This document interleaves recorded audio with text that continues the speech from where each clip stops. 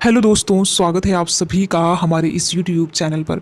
दोस्तों, आज का ये वीडियो बहुत ही ज़्यादा इम्पॉर्टेंट है। आज के इस वीडियो में हम बात करने वाले हैं यूजीसी नेट जून 2025 का जारी इन्फॉर्मेशन बुलेटिन के बारे में। देखिए, क्या कुछ बदलाव इस बार देखने को मिला है, इस पर हम बात करेंगे। तो देखिए, आप इस वीडियो को अंत तक ज़रूर देखिएगा और देखने के साथ साथ अपने यार दोस्त मित्र को भी शेयर कीजिएगा। आप में से बहुत ऐसे साथी हैं जिन्हें अभी तक ये नहीं पता चल पाया है कि यूजीसी नेट जून 2025 का नोटिफिकेशन जारी हो चुका है। तो उन भोले भटके साथियों के लिए यहाँ पर एक बार फिर से देख सकते हैं आप कि आपका जो आवेदन करने की तिथि है 16 अप्रैल से लेकर 7 मई के बीच आप किसी भी दिन अपना आवेदन कर सकते हैं। साथ ही साथ मान लीजिए आप 7 मई को अपना फ़ी पेमेंट नहीं कर पाए तो भी आपको बहुत ज़्यादा टेंशन परेशान होने की ज़रूरत नहीं है। 8 मई को भी आप अपना फ़ी पेमेंट कर सकते हैं। अब हम बात करते हैं कैटेगरी वाइज कि हमें कितना आवेदन शुल्क देना है, तो इसको भी आप देख लीजिए यहाँ पर। ठीक है, यहाँ पर आप देख सकते हैं, अगर आप जनरल कैटेगरी से आते हैं यानी अनरिजर्व कैटेगरी से आते हैं तो आपको 1150 रुपये आवेदन शुल्क के तौर पर देना है। अगर आप SC ST या फिर PWBD कैटेगरी से या फिर थर्ड जेंडर से आते हैं तो आपको 325 रुपये आवेदन शुल्क के तौर पर देना है। तो इस चीज़ को आपको ध्यान में रखना है। साथ ही साथ अगर हम बात करें कि हमने फॉर्म तो भर दिया लेकिन हमसे कुछ गलतियां हो गई तो उस गलतियों को हम कैसे सुधारें, तो इसको लेकर भी आपको बहुत ज़्यादा परेशान नहीं होना है, क्योंकि यहाँ पर भी आपको एक अवसर दिया जाएगा कि आपने जो भी गलतियाँ की हैं उसे आप सुधार सकें। तो यहाँ पर देख सकते हैं कि 9 मई से लेकर 10 मई के बीच आपके लिए करेक्शन विंडो ओपन होगी, तो आपने जो भी गलतियाँ कर रखी हैं आप उसे सुधार सकते हैं। अगर एग्जाम के डेट को लेकर बात करें जो कि टेंटेटिव है, तो यहाँ पर आप देख सकते हैं कि 21 जून से लेकर 30 जून के बीच आपका एग्जाम कंडक्ट होने वाला है। हालांकि ये सारी जानकारी मैंने अपने कल के वीडियोस में आप सभी को वीडियो में दिया था। तो यहाँ पर आप देख सकते हैं। इसके बाद अगर हम बात करें, क्योंकि बहुत ऐसे नए अभ्यर्थी होते हैं, बहुत ऐसे नए साथी हैं जिन्हें नहीं पता है कि हमारा जो एग्ज़ाम होगा कितने घंटे का होगा, तो यहाँ पर देख सकते हैं कि 3 घंटे का आपका एग्ज़ाम होने वाला है, यानी कि 180 मिनट आपको एग्ज़ाम के लिए दिए जाएंगे। और साथ ही साथ पेपर फर्स्ट और सेकंड के बीच कोई भी गैप नहीं रहने वाला है। इस चीज़ को आपको ध्यान में रखना है। एडमिट कार्ड आप सभी को पता है कि एग्ज़ाम के 2-4 दिन पहले एडमिट कार्ड जारी किया जाता है। और सबसे ज़रूरी बात यह है कि आप में से बहुत ऐसे साथी हैं जिन्हें ये नहीं पता चल पाता है कि हमें आवेदन किस ऑफिशियल वेबसाइट पर जाकर करना है। तो इसके लिए भी आप सभी को परेशान नहीं होना है। यहाँ पर एनटीए के द्वारा ये सारी चीज़ों के बारे में ब्यौरा दे दिया गया है। तो यहाँ पर www.nta.ac.in या इस ऑफिशियल वेबसाइट पे जाकर आप अपना फ़ोन से भी आवेदन कर सकते हैं। हालांकि देखिए, आप सभी को प्रयास यही करना है कि पहले भले ही 2-4 दिन समय लगे, लेकिन पहले सारी चीज़ों को अच्छे से समझ लीजिएगा, उसके बाद ही आप आवेदन कीजिएगा।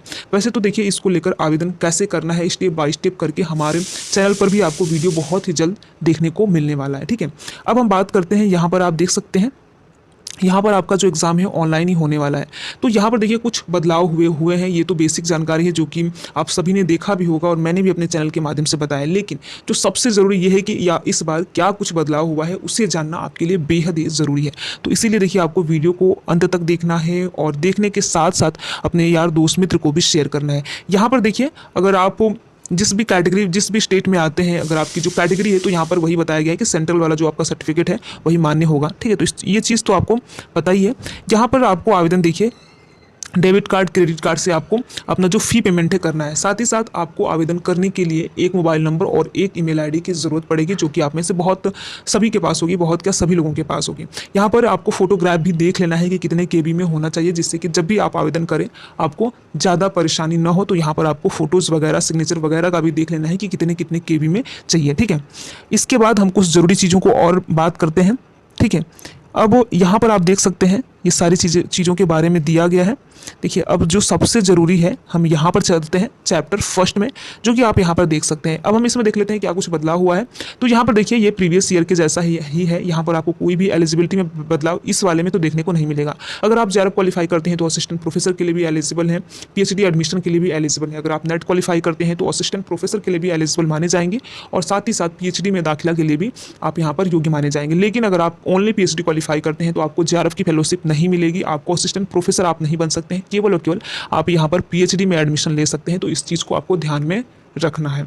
ठीक है, तो यहाँ पर देखिए, साथ ही साथ देखिए, एक बहुत ही ज़रूरी सूचना ये है कि अगर आप SC ST या फिर PWBD कैटेगरी से बिलोंग करते हैं और अगर मान लीजिए आपने नेट ही आपका बस केवल नेट ही है, अगर आपका नेट है तो यहाँ पर ये फेलोशिप देख सकते हैं। इसको देखिए, आपको ध्यान में रखना है। जैसे कि जब भी आप फॉर्म भरें तो यहाँ पर आपको टिक करना है। तो देखिए, national fellowship for schedule caste student के लिए है NFSC, यहाँ पर आपको इसमें टिक करना है। अगर आप यहाँ पर ओबीसी कैटेगरी से आते हैं, national fellowship for other backward classes, तो आपको इस वाले में टिक करना है। अगर आप यहाँ पर national fellowship for person with disabilities यानी अगर आप NFPWBD कैटेगरी से आते हैं तो इसमें आपको टिक करना है। तो इस चीज़ को आपको ध्यान में रखना है। साथ ही साथ यहाँ पर ज़रूरी सूचना ये है कि जो भी अगर आपका नेट ज़ेआरएफ जो भी क्वालिफाई होता है तो आपका जो डाटा है ये दूसरे जो कि हायर इंस्टीट्यूट, यहाँ पर आप देख सकते हैं हायर इंस्टीट्यूशन है, उसमें आपका ये शेयर किया जाएगा। और साथ ही साथ PSUs वगैरह में यानी पब्लिक सेक्टर अंडरटेकिंग्स जो होता है PSUs वगैरह, वहाँ पर भी आपका जो डेटा है वहाँ पर शेयर किया जा सकता है। तो इस चीज़ को भी आपको ध्यान में रखना है। तो आप जिस भी कैटेगरी से आते हैं आपको यहाँ पर टिक जरूर करना है, तो आप कर लीजिएगा। तो इस चीज़ को आपको ध्यान में रखना है, ठीक है। आपको यहाँ पर टिक करना है जिससे कि जो हायर एजुकेशनल इंस्टीट्यूशन है वहाँ पर आपका जो डाटा है वो शेयर किया जा सके, ठीक है। तो ये बहुत ही इंपॉर्टेंट जानकारी है जो कि आप में से बहुत ऐसे अभ्यर्थी हैं जिन्हें नहीं पता होता है। यहाँ पर एग्जामिनेशन में हम देख सकते आप यहाँ पर देख सकते हैं, थोड़ा सा हम एग्जाम के पैटर्न में बात कर लेते हैं। तो यहाँ पर भी सेम पहले जैसा ही है, जैसा कि मार्क्स की बात करें तो फर्स्ट पेपर में आप सभी को पता है कि 50 प्रश्न आपसे पूछा जाता है, 100 नंबर का होता है। दूसरे पेपर में जो कि सबका अपना अपना विषय होता है, यानी कि जिस विषय से आप पीजी किए हैं उसी विषय से आपको, उसी सब्जेक्ट से आपको यूजीसी नेट का एग्जाम देना पड़ता है।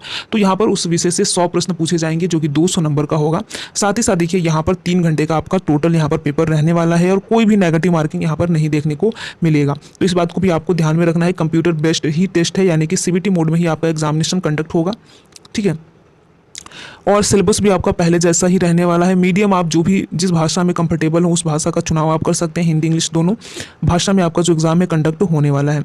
यहाँ पर मार्किंग स्कीम को लेकर आप देख सकते हैं। देखिए मार्किंग को लेकर ऐसा है कि अगर आप एक प्रश्न सही करते हैं तो उसके 2 नंबर मिलेंगे, यानी कि जिसमें कुल पेपर जो आपका है वो 300 नंबर में ही आपकी मार्किंग होनी है। उसमें आपको ज़ेआरएफ नेट और ओनली PhD आपको दिया जाएगा।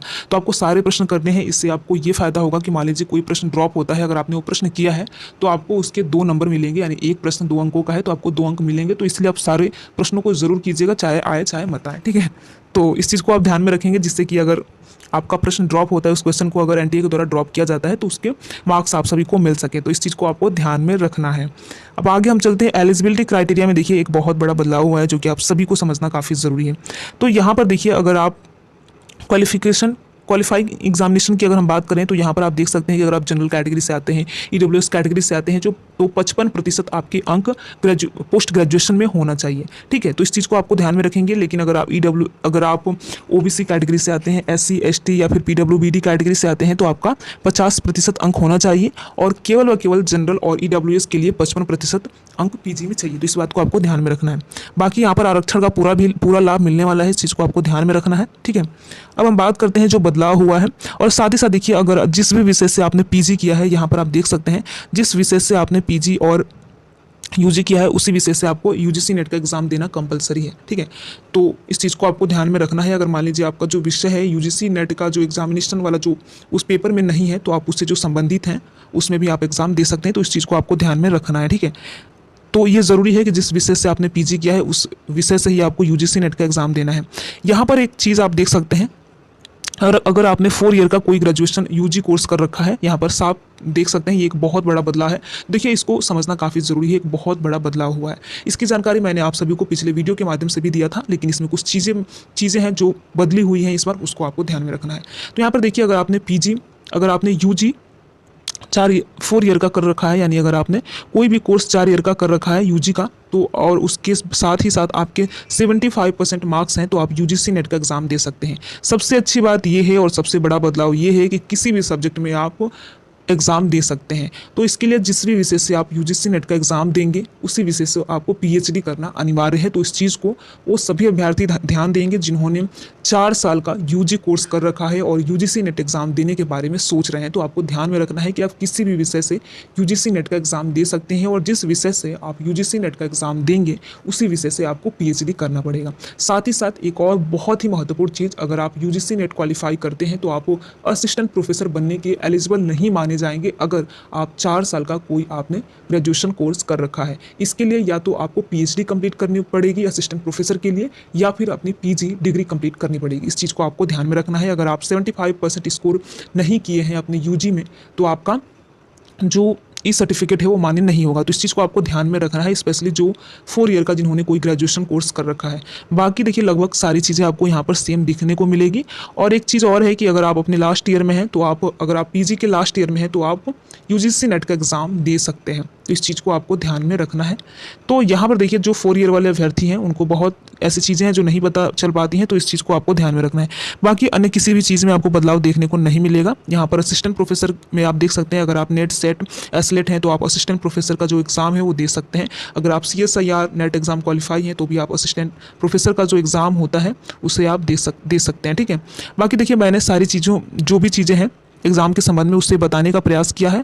बाकी देखिए नेगेटिव मार्किंग वगैरह को लेकर किसी भी प्रकार का अभी जून वाले एग्ज़ाम में तो आप सभी को देखने को नहीं मिलेगा। दिसंबर में कुछ कहा नहीं जा सकता, लेकिन जून 2025 में आपको किसी भी प्रकार का कोई नेगेटिव मार्किंग देखने को नहीं मिलने वाला है। तो इस चीज़ को आपको ध्यान में रखना है। ये सारा रिजर्वेशन का इन्होंने बता रखा है, तो आप सभी को भी पता है कि अगर आप ऐसी कैटेगरी से आते हैं तो 15% आपको मिलता है, ST कैटेगरी से आते हैं तो 7.4 और OBC से आते हैं तो 27 और यहाँ पर इकोनॉमिकली वीकर सेक्शन से आते हैं तो 10%। ये सारी चीज़ें आप सभी को, जहाँ तक मुझे पता लग रहा है कि आपको पता होगा और पता होना भी चाहिए, बहुत ही बेसिक सा चीज़ है, ठीक है। तो यानी कि जो रिजर्वेशन का जो क्राइटेरिया है उतना ही यहाँ पर भी फॉलो किया जाता है। तो इस चीज़ को ध्यान में रखेंगे। और देखिए मैंने लगभग सारी चीज़ों को बताने का प्रयास किया है। तो अगर आपको मेरे बताने का तरीका ठीक लगा हो, चीज़ें समझ में आई हो, तो आप वीडियो को लाइक करने के साथ साथ अपने यार दोस्त मित्र को भी ज़रूर शेयर कीजिएगा। साथ ही साथ देखिए आपको कुछ भी चीज़ यूजीसी नेट एग्ज़ाम से संबंधित पूछना हो तो बेझिझक आप कमेंट बॉक्स के माध्यम से पूछ सकते हैं और मेरे द्वारा यही प्रयास रहेगा कि जो भी आप पूछें उसकी जानकारी आप सभी को दी जाए। साथ ही साथ देखिए कुछ समय पहले मैंने एक वीडियो बनाया है जिसमें मैंने आप सभी को जानकारी दी है कि अगर आप PG कर चुके हैं तो आपके लिए काफ़ी सुनहरा अवसर है असिस्टेंट रजिस्ट्रार बनने का। तो एक बार उस वीडियो को कंप्लीट देखें और क्या क्या चीज़ें हैं उस वीडियो को आप ज़रूर देखें, जिससे कि अगर आप इच्छुक हों तो आवेदन कर सकें। तो वीडियो में लास्ट तक बने रहने के लिए आप सभी का बहुत बहुत धन्यवाद। अगर आपको ये वीडियो अच्छा लगा हो तो वीडियो को लाइक कर सकते हैं और अगर आप खुद भी इन्फॉर्मेशन बुलेटिन को अगर पढ़ना चाहें तो एक बार ज़रूर पढ़िएगा, ठीक है। वीडियो में लास्ट तक बने रहने के लिए आप सभी का बहुत बहुत धन्यवाद। Thank you.